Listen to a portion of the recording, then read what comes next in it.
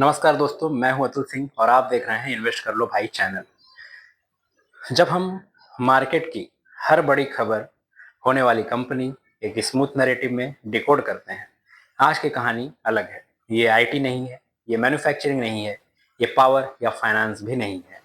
आज हम बात करेंगे एक ऐसी कंपनी की जिसने भारत के म्यूजिक, सिनेमा और ओटीटी को बदल कर रख दिया।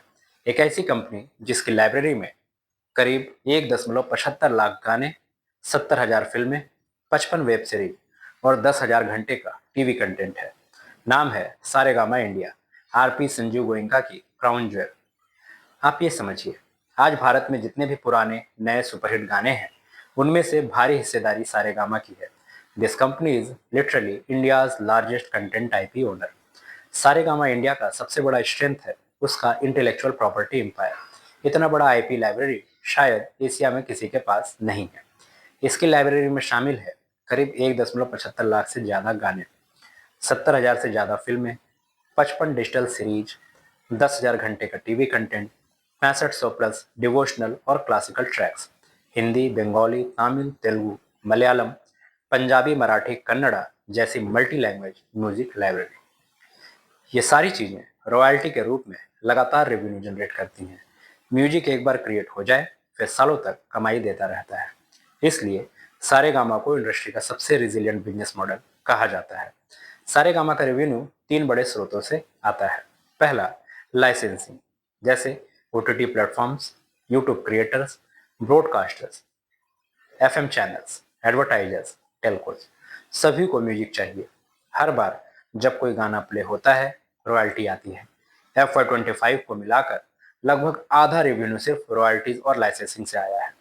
दूसरा, कैरवैन और डिवाइसेस, पोर्टेबल स्पीकर जिसमें पुराने सुपरहिट गाने ऑलरेडी लोडेड आते हैं। रूरल और सेमी अर्बन में इसकी डिमांड अभी भी मजबूत है। तीसरा, फिल्म्स, वेब कंटेंट और label business. Pocket Aces acquisition के बाद सारेगामा अब यूथ बेस्ड कंटेंट की दुनिया में भी कदम रख चुका है। इससे कंपनी को 100 मिलियन से ज़्यादा यूथ ऑडियंस तक सीधी पहुंच मिल रही है। सारेगामा ने FY25 में पॉकेट एक्सेस को एक्वायर किया था। ये वही कंपनी है जो filter copy, dice media, gobble जैसी यूथ चैनल्स चलाती है। इस एक्विजिशन से दो बड़े फायदे हैं। पहला, यूथ ऑडियंस तक सीधा कनेक्ट। कंपनी के पास अब 100 मिलियन से ज़्यादा फॉलोअर्स का डिस्ट्रीब्यूशन नेटवर्क है। दूसरा, वेब सीरीज और शॉर्ट फॉर्म कंटेंट में एंट्री। पॉकेट एक्सेस इंडिया की सबसे बड़ी डिजिटल कंटेंट फैक्ट्रीज में से एक है और सारेगामा अब इस ग्रोथ को मोनेटाइज करेगा। पॉकेट एक्सेस से रेवेन्यू Q3 FY26 से शुरू होगा। अब आते हैं रिजल्ट्स पर, जो हमेशा वीडियो का एंकर पॉइंट होता है। Q2 FY26 सेल्स की अगर बात करें तो 230 करोड़, ईयर ऑन ईयर लगभग 5% की गिरावट। लेकिन ये नॉर्मल है क्योंकि पिछले साल कंपेरिजन हाई बेस पर था। Operating profit 68.77 crore, year on year 13% की बढ़त, यानी ऑपरेशनल इंप्रूवमेंट हो रहा है। वहीं ऑपरेटिंग प्रॉफिट मार्जिन देखें तो 29.9%, एक बहुत ही स्ट्रांग मार्जिन है, इंडस्ट्री में टॉप ब्रैकेट में आती है।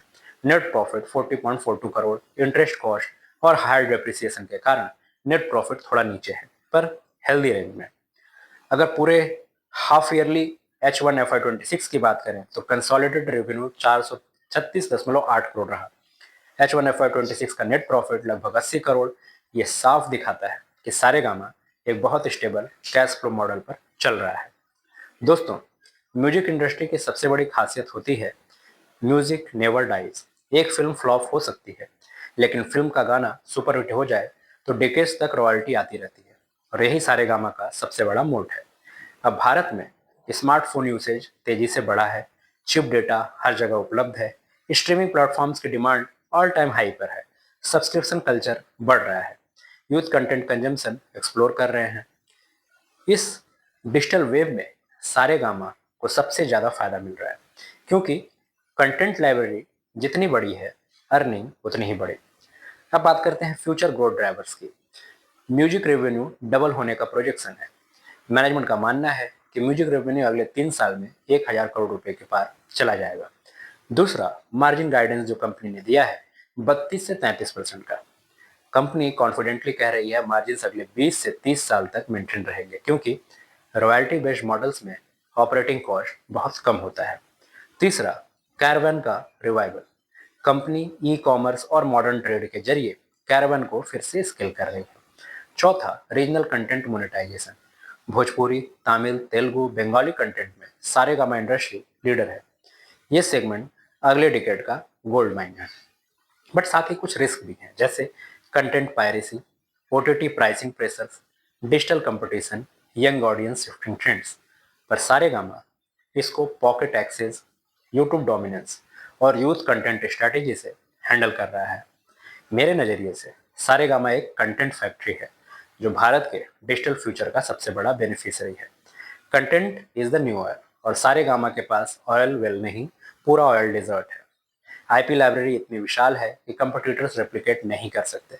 रॉयल्टी मॉडल इतना रिजिलियंट है कि इकोनॉमी स्लोडाउन में भी रेवेन्यू आता रहता है। पॉकेट एक्सेस एक्विजिशन कंपनी को अगले 10 साल का यूथ मार्केट एडवांटेज दे रहा है।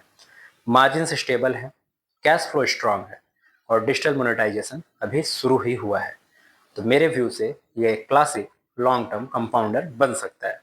दोस्तों, म्यूजिक सिर्फ एंटरटेनमेंट नहीं, ये मेमोरी है, आइडेंटिटी है, कल्चर है और सारेगामा इंडिया उसी कल्चर को दुनिया तक पहुंचा रहा है। जब भी कोई गाना चलता है, कहीं ना कहीं उसके पीछे सारेगामा का सिग्नेचर चलता है। ये कंपनी सिर्फ पैसा नहीं कमा रही, ये भारत की आवाज़ को इमॉर्टल भी बना रही है। अगर आपको ये वीडियो पसंद आया हो तो लाइक कीजिए, कमेंट में लिखिए Saregama India's content power house और सब्सक्राइब कीजिए इन्वेस्ट कर लो भाई चैनल को। ध्यान रहे, ये वीडियो सिर्फ एजुकेशनल पर्पज के लिए है। निवेश का फाइनल निर्णय हमेशा अपनी रिसर्च और एडवाइजर की सलाह से ही लें। धन्यवाद।